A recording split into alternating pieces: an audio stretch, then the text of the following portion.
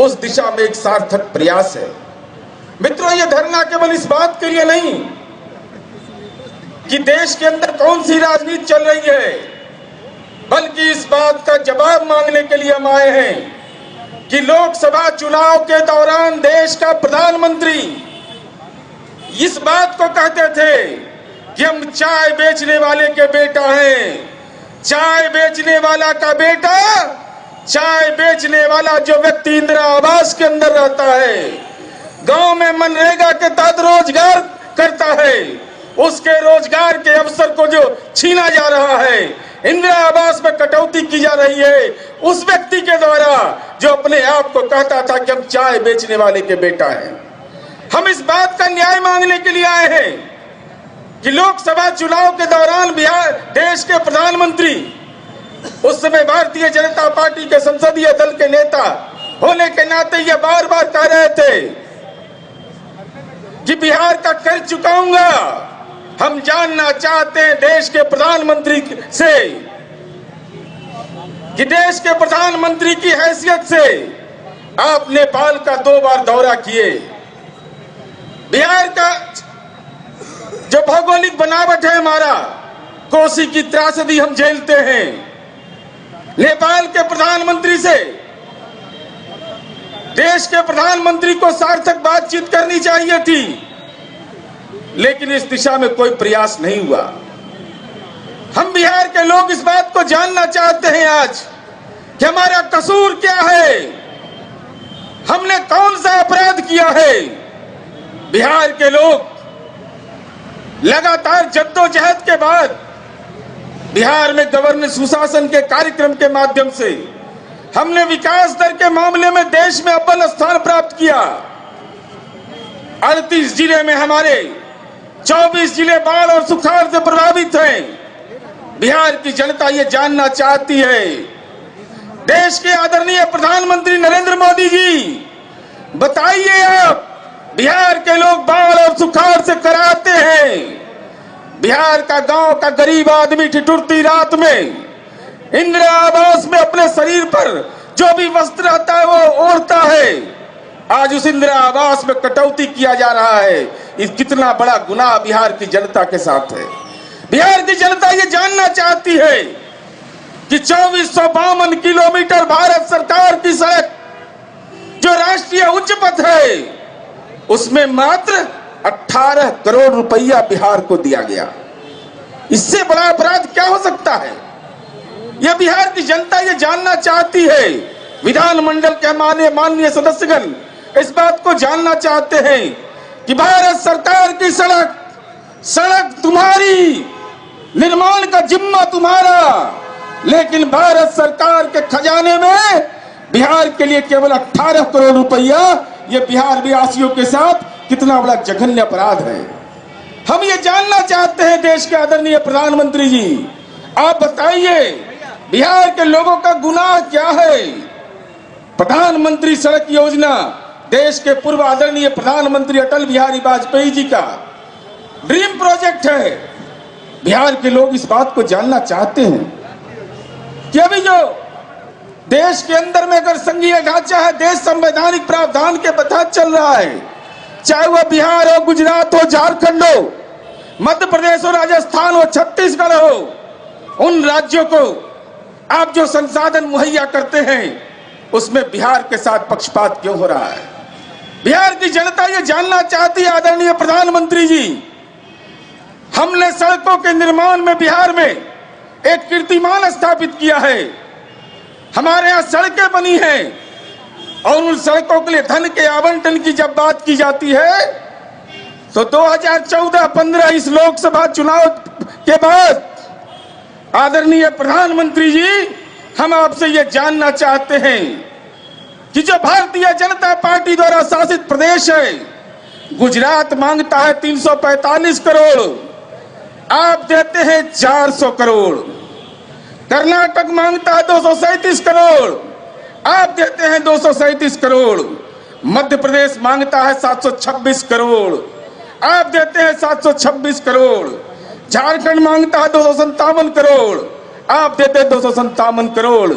लेकिन बिहार मांगता है 242 करोड़ तो दिल्ली के में जो बैठे हुए प्रधानमंत्री जी हैं और जो बिहार के मंत्री कटपिस मंत्री भारत सरकार में बने हुए हैं, 2042 करोड़ हम मांगते हैं, देता है 1650 करोड़। क्या अपराध है बिहार का?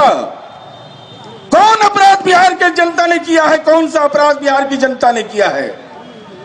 देश के दूसरे राज्यों को आप पैसा देंगे, लेकिन बिहार में हमने काम करके दिखाया है। बिहार की सड़कों का जाल हमने बिछाया है, लेकिन बिहार के लोगों के साथ इतनी बड़ी नाइंसाफी। कोई मांगे 345 करोड़ तो 400 करोड़, हम मांगे 242 करोड़ तो हमको 1650 करोड़। कौन सा अपराध है हमारा?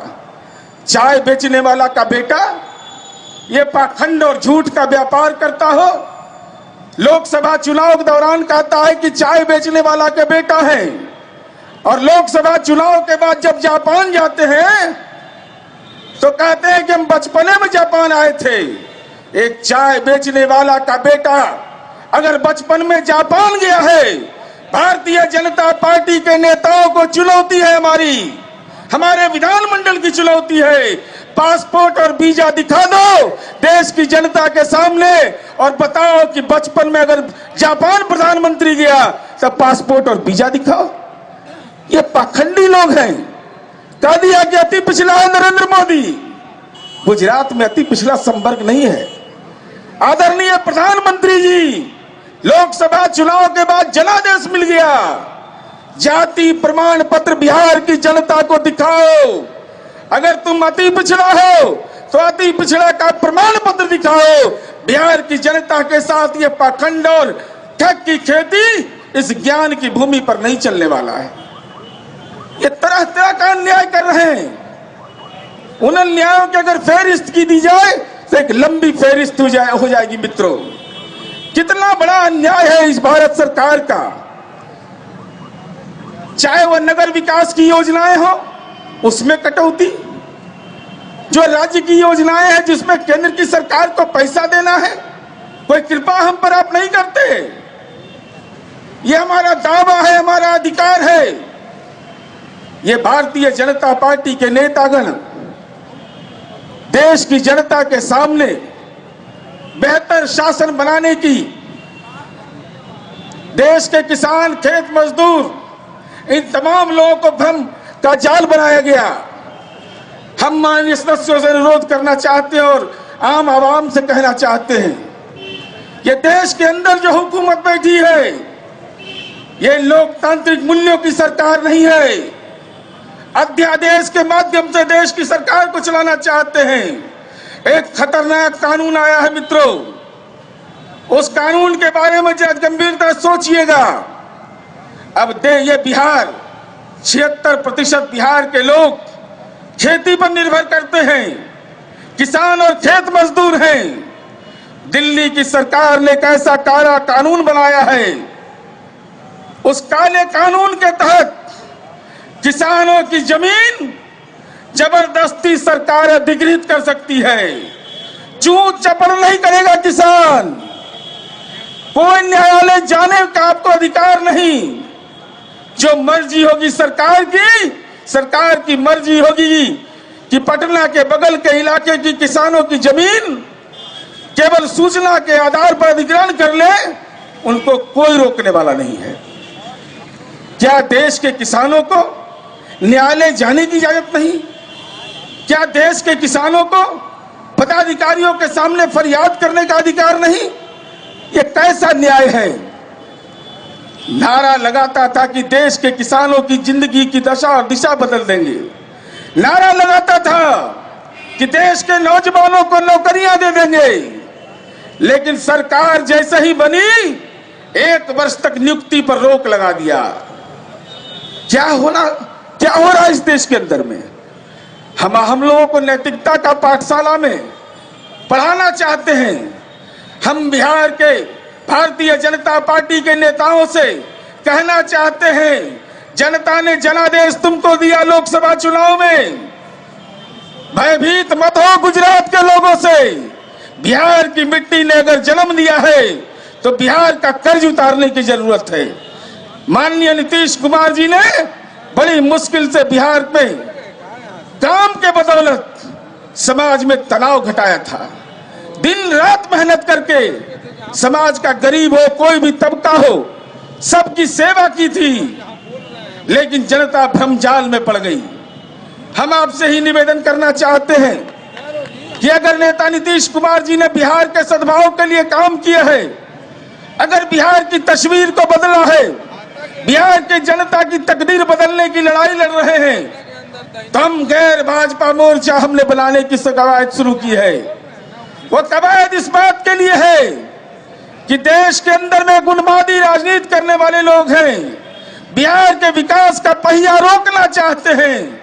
हम आम आवाम से अनुरोध करना चाहते हैं कि दिल्ली की जो हुकूमत है वह बिहार के साथ न्याय नहीं करना चाहती, और हम चुनौती देना चाहते हैं।